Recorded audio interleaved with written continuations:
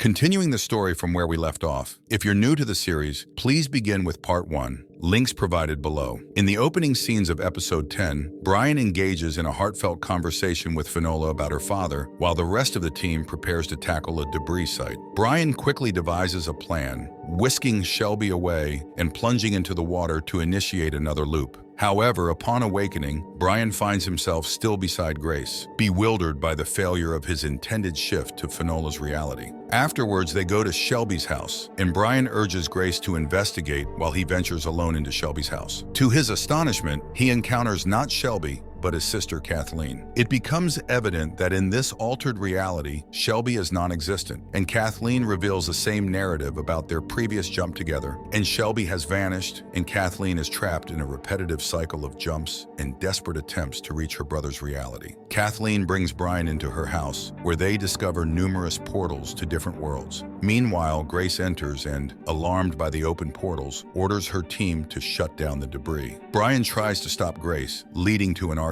While this is happening, Kathleen runs away from the house toward the debris site. Seeing Kathleen's actions, Brian follows her, and they both time travel together. However, Kathleen jumps first, causing Brian to end up in a different reality this time. In this new reality, Kathleen waits for Brian, but instead, he encounters Finola and another agent. She instantly recognizes her because in a previous reality, Brian had told Kathleen about Finola and her dad. Kathleen explains everything to Finola and shows her all the portals. In this reality, George is still working with the terrorists at Orbital. Finola informs her father about everything over the phone. George then advises Finola not to let Kathleen jump again because it could be dangerous. Meanwhile, Kathleen discovers a portal in the house that allows her to see her brother and Brian, who can also see her. In this reality, Finola sees Brian for the first time. But in this reality, Brian is still actively involved in the Afghanistan war. Kathleen's brother writes a message on a paper confirming their ability to see each other, which they show to Kathleen and Brian. Brian attempts to convey messages to Finola through writing, but the portal unexpectedly closes. Afterwards, Kathleen convinces Finola to join her in jumping into the water. But in this reality, Finola is from a different dimension and doesn't recall their previous interactions. However, Brian and Shelby are visible through the portal. Brian explains to Finola that her alternate version was close to understanding something important before the reality shifted abruptly. He mentions the term bilateral, which Finola doesn't recognize. Brian advises her to ask her father about it, but in this reality, George is deceased. So Kathleen convinces Finola once more to take the leap. In this new reality, Finola recollects all her memories. However, her partner is someone different, and her father is alive. Finola visits Kathleen's house and shares all the details with George, asking him about the meaning of bilateral. Her father reveals that both Finola and Kathleen are twins, and their jumps through the debris at different times have caused them to traverse different realities. To return to their original reality, they must both time travel through the debris simultaneously. Only then will they synchronize their journeys. This means that once they time travel together, all the portals to other dimensions will automatically close. In the subsequent loop, Finola communicates the plan to Brian through written messages. Realizing the significance of their shared experiences, they decide to synchronize their jumps by touching the debris simultaneously. Setting a timer for 2 minutes, they initiate the time travel process. As they jump, both Finola and Brian find themselves together in the next loop, although without memories of their past realities. They arrive at Shelby's house where they reunite with Shelby and her sister Kathleen. Shelby and Kathleen, being the ones who opened the portals through their repeated time travels, remember everything. They share the full truth of the events with Finola and Brian, who are then joined by their team to deactivate and retrieve the debris, thus concluding the time loop. In the episode's conclusion, the leader of the terrorist group Influx captures a guard who was delivering food. He surreptitiously places an object in the guard's hand. Later, when the guard uses the security code to open a door, the terrorist leader gains access to the same code. And this is where the episode 10 ends. In the beginning of the 11th episode, we see Brian and Finola are on their way somewhere when Finola receives a call from her father. He informs her that he's heading to Virginia for a project involving large antenna fields. Finola becomes upset, fearing that this could potentially expose George's survival to the CIA. However, George reassures her that everything will be okay. Meanwhile, a team is investigating a debris signal in a forest where they discover a woman named Marilyn who seems to be the source of the signal. They quickly notify their entire team, and it's revealed that Marilyn claims to need to meet Brian. Both Brian and Finola are briefed on the situation and rush to the location. Brian learns from his team member that the debris field was following Marilyn into the forest but has now vanished, suggesting that the debris might be inside Marilyn herself. As Brian approaches Marilyn, he introduces himself, expecting to engage in conversation. However, Marilyn appears to delve into Brian's memories, recounting random conversations from his past. While they search for debris in the area, Marilyn is taken to their lab, but no traces of debris activity are detected around her anymore. Curious about Marilyn's unusual abilities, Finola and Brian return to speak with her. This time, Marilyn begins discussing Brian's past mission in Afghanistan, causing Brian considerable distress. He demands to know how she knows about his experiences, but Marilyn abruptly grasps his hand, transporting Brian into a vivid recollection of his time in Afghanistan. As Brian immerses himself in the memory, he relives the intense experiences with his comrades, while in reality, he falls into a trance. Concerned, Finola and the medical team work to bring him back to consciousness. As Brian carries out his duties in Afghanistan, he encounters a young girl named Asala. She reveals to Brian that she's aware of the military's mission to apprehend terrorists in her village, but she pleads with him to ensure the safety of her and her grandfather, who could be killed in the conflict. Initially hesitant, Brian promises to protect them. Over the following days, Asala continues to visit the military camp, forming a bond with Brian. He begins to care for her deeply. In a gesture of trust and assistance, Asala provides Brian with photos of terrorist hideouts,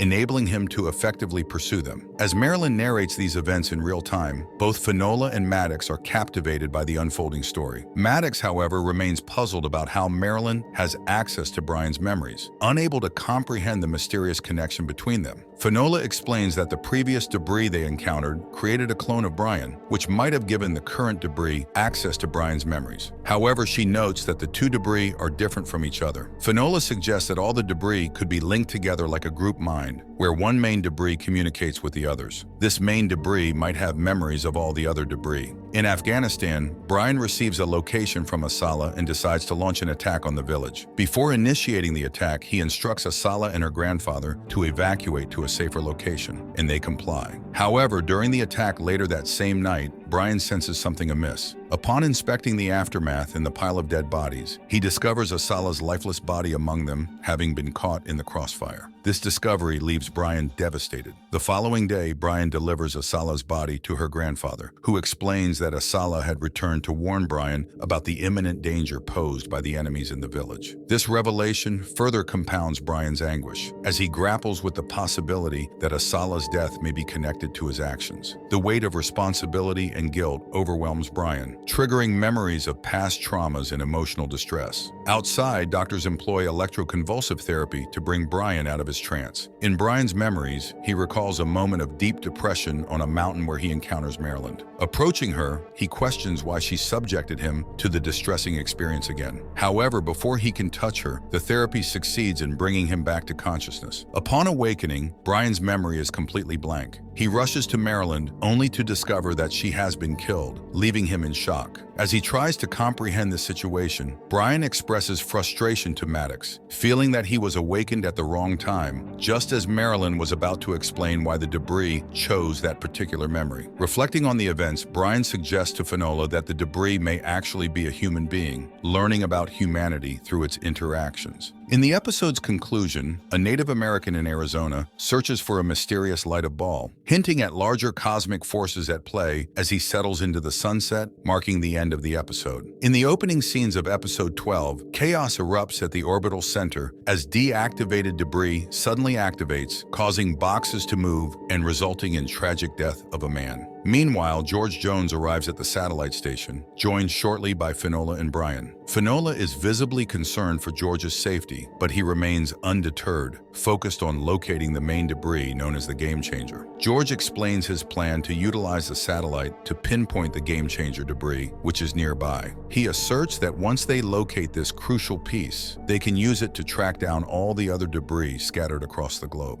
To aid in this endeavor, George requires the Lazarus file, a set of equations which Finola have. Despite her reservations, Finola hands over the files to her father. However, Finola remains skeptical and questions George about Maddox's motives for wanting to harm him. George admits uncertainty, but suggests that Maddox may seek to control him to manipulate the debris for his own agenda. Finola remains cautious, not fully convinced by George's explanation. Following the incident at the Orbital Center, Finola and Brian are summoned back to the scene by Maddox, who informs them that more people are trapped inside and suggests that someone else might be remotely controlling the debris. Upon their arrival, they discover the lab personnel still present, arranging numerous boxes in a line. It becomes evident that these individuals have likely fallen under the influence of the debris. Suddenly, the boxes begin to levitate one by one, disappearing and then reappearing in pieces after a few minutes. It appears that the debris is being transported to another dimension, leaving the boxes empty upon their return. The affected staff members are transported to the medical bay, but they remain unresponsive. As Finola and Brian investigate the location where the boxes are disappearing, they discover a powerful gravitational force at play. When the boxes are drawn into this force, they vanish. Suddenly, the previously unresponsive individuals awaken and return to the warehouse, moving like puppets and joining the queue once again. Finola's partner, Laser, attempts to handle the boxes, but he is forcefully thrown back by the intense gravitational force. Like the others, he becomes a puppet and joins the line. Tragically, the person at the front of the line is killed in the process. In a desperate bid for answers, Finola contacts her father, George, who demands the code for the debris that has vanished into another dimension.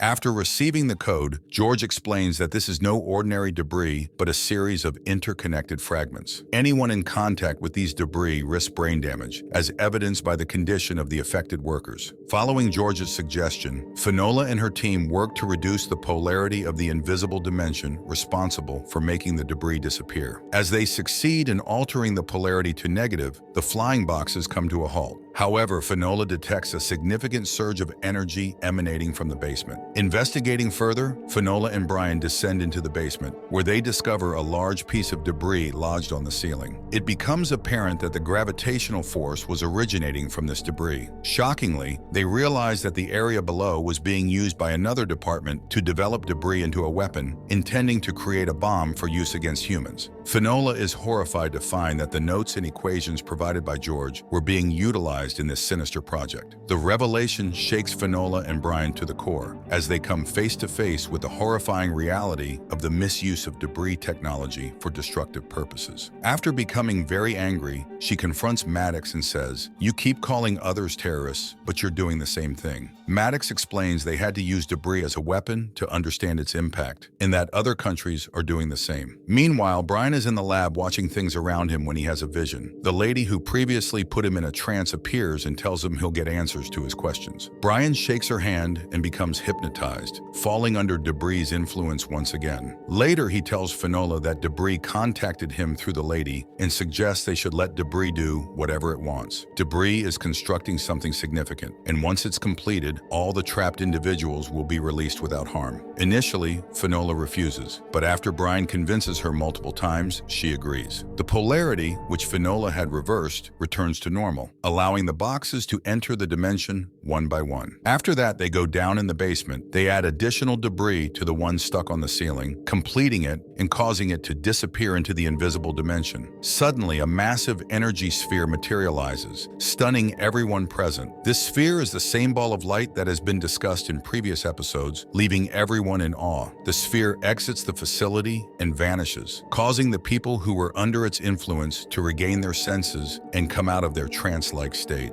Meanwhile, at the CIA facility, the leader of the influx group feigns a medical emergency to gain access to a doctor. Once alone, he assaults the doctor and demands to be shocked with a defibrillator. Upon receiving the electric shock, he teleports to another location and quickly makes his way to meet his associates. On the other hand, Finola receives a call from her father, informing her that the location of the pieces they were seeking has been discovered. The following day, they plan to head to this location, unaware that the terrorist leader who recently escaped has also learned of this information. As the episode concludes, both groups converge on the same location. The final episode kicks off with Finola and Brian en route to their destination. Maddox Maddox informs them that the terrorist leader has escaped, revealing he had numerous debris pieces inside him, enabling his teleportation using high energy. Meanwhile, elsewhere, a group of people gathers on a hill, seemingly hypnotized, experiencing intense emotions. On the other hand, George, using a nabacular, spots a peculiar figure approaching him, causing him fear. Later, Brian and Finola join George, who has covered himself in silver foil to evade detection via radio signals. Puzzled by his condition, they proceed together to the main debris location. Down at the bottom of the hill, they observe a large group of people gathered there, evidently under the influence of debris. Brian becomes somewhat flustered,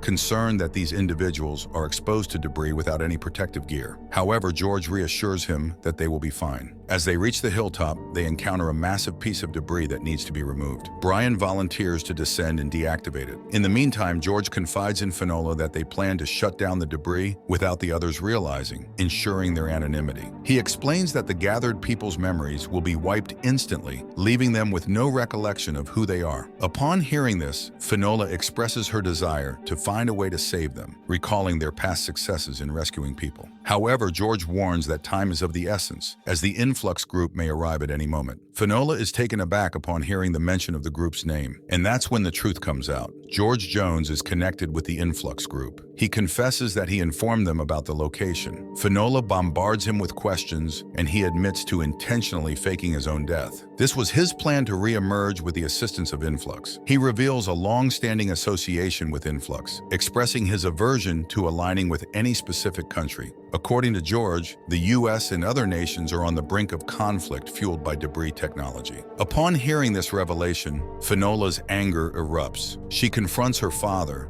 feeling betrayed by his actions. George admits to deceiving both Finola and Maddox, claiming it was to protect himself. He admits that he lied about locating other debris pieces with the main debris, but it's true that it is the most powerful debris. It has the ability to merge multiple human brains into a single collective mind, representing a profound leap in human evolution. Now, Finola suspects that the influx group may have influenced her father's beliefs and rewired his brain. However, George denies this, insisting that these are his own convictions, and Influx is merely supporting his cause. Feeling betrayed that her father has turned against humanity as a whole, not just her and her family, Finola attempts to convince him. Suddenly, the influx group arrives and apprehends Finola. Meanwhile, Brian, returning from fetching supplies, notices more people gathering and becomes concerned. As he reaches the top, he witnesses George giving Finola a pill to prevent her from losing her memory. The group proceeds to activate their devices for deactivate the debris. This action triggers a powerful wave that affects everyone below, including Brian.